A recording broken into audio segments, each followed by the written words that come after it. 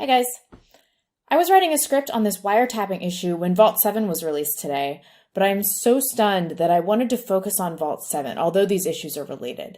I've linked a very informative Stefan Molyneux video about the wiretapping evidence in the description box below if you think that this is still tinfoil hattery. But with regards to Vault 7, the Wall Street Journal is saying that this is purported evidence, as are most other leftist outlets. But as we all know, WikiLeaks still has an impeccable record for accuracy. Also, Edward Snowden tweeted a few hours ago, "Still working through the publication, but what WikiLeaks has here is genuinely a big deal, looks authentic." What makes this look real? Program and office names, such as the JQJ IOC Crypt series, are real.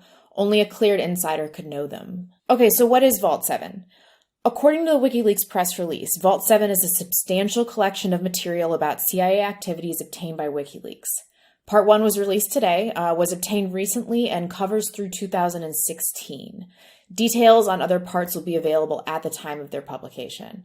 WikiLeaks hasn't mined the best stories, and they're encouraging researchers everywhere to find them. And if you were successful, you can apply for early access to future parts. And I know I have some great researchers in my audience because of the help I got with former WikiLeaks dumps, so I really encourage you to do this if you're interested. This is also from the WikiLeaks press release. The first part of the series, Year Zero, comprises 8,761 documents and files from an isolated high-security network situated inside the CIA's Center for Cyber Intelligence in Langley, Virginia. Recently, the CIA lost control of the majority of its hacking arsenal, including malware, viruses, Trojans, weaponized zero-day exploits, malware remote control systems, and associated documentation. This extraordinary collection, which amounts to more than several hundred million lines of code, gives its possessor the entire hacking capacity of the CIA. The archive appears to have been circulated among former U.S. government hackers and contractors in an unauthorized manner, one of whom has provided WikiLeaks with portions of the archive. The CIA's Remote Devices Branch's Umbrage Group collects and maintains a substantial library of attack techniques stolen from malware produced in other states, including the Russian Federation. With Umbrage and related projects, the CIA can not only increase its number of attack types, but also misdirect attribution by leaving behind the fingerprints of the groups that the attack techniques were stolen from. Umbrage components cover keyloggers, password collections, webcam capture, data destruction, persistence, privilege escalation, stealth, antivirus avoidance, and survey techniques. So this means that they can misdirect a hacking source's location to appear to be from another location. They could even stage a Russian hack to provide the basis for a FISA court warrant. The press release also states that there are attacks against Samsung smart TVs, which developed in cooperation with the United Kingdom's MI5.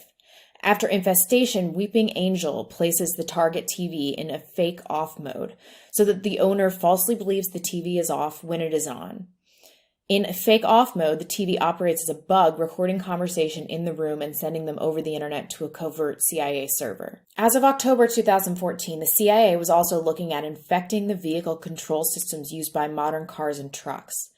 The purpose of such controls is not specified, but it would permit the CIA to engage in nearly undetectable assassinations. The CIA's mobile device branch developed numerous attacks to remotely hack and control popular smartphones.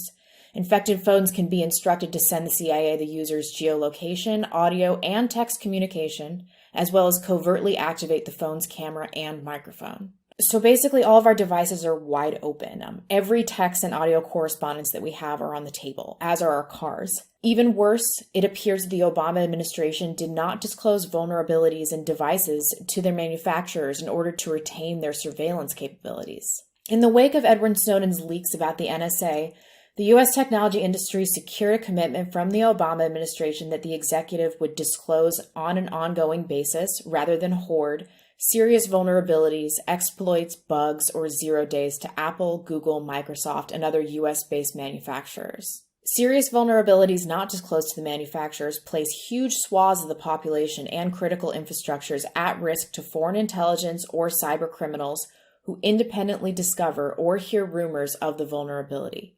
If the CIA can discover such vulnerabilities, so can others. Year Zero documents show that the CIA breached the Obama administration's commitments. Many of the vulnerabilities used in the CIA's cyber arsenal are pervasive, and some may already have been found by rival intelligence agencies or cyber criminals. As an example, specific CIA malware revealed in year zero was able to penetrate, infest, and control both the Android phone and iPhone software that runs or has run presidential Twitter accounts. The CIA attacks the software by using undisclosed security vulnerabilities, 0 days, possessed by the CIA. But if the CIA can hack these phones, then so can everyone else who has obtained or discovered the vulnerability. As long as the CIA keeps these vulnerabilities concealed from Apple and Google, who make the phones, they will not be fixed and the phones will remain hackable. The same vulnerabilities exist for the population at large, including the U.S. Cabinet, Congress, top CEOs, system administrators, security officers, and engineers. By hiding these security flaws from manufacturers like Apple and Google, the CIA ensures that it can hack everyone at the expense of leaving everyone hackable. So even though Vault 7 is trending, I saw a lot of people on Twitter that were saying this is nothing new and shouldn't surprise or alarm anyone. So what is the significance of all of this? Edward Snowden, who believes these documents to be real, said a few hours ago on Twitter, "Why is this dangerous? Because until closed, any hacker can use the security hole the CIA left open to break into any iPhone in the world." And in terms of Trump's wiretapping claim, he got out in front of this leak and shows the American people that he is ahead of the game and is going to be relentless in his efforts to expose the Obama administration's corruption. It appears to me that Trump was being monitored despite there being no legitimate evidence that he has anything but benign connections with Russia in order to preemptively develop this Russian narrative. The Obama administration then made it easier for the NSA to share data in an attempt to allow this narrative to flourish. I think this is going to be much worse than we anticipate. We have allowed the government to impose a full-blown surveillance state on us. And in the process, all of us are at heightened security risk, and all of our security agencies have been compromised. This means that our national security has also been compromised.